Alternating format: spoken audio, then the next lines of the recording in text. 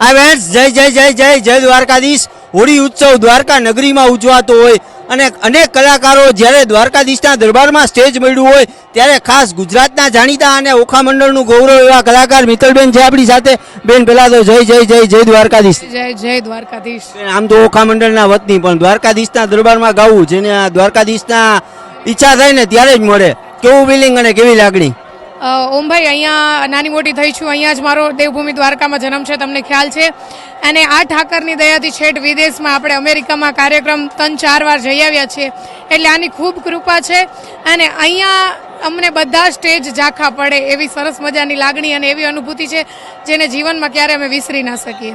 હોળી ઉત્સવ આવ્યો છે, આ વખતે કયું ટ્રેન્ડિંગ સોંગ રહેશે તમારું? મારું ગયા વર્ષનું છે, આ વર્ષે પણ ટ્રેન્ડિંગ છે, તો હું એની એક નાની લાઈન તમને સંભળાવું.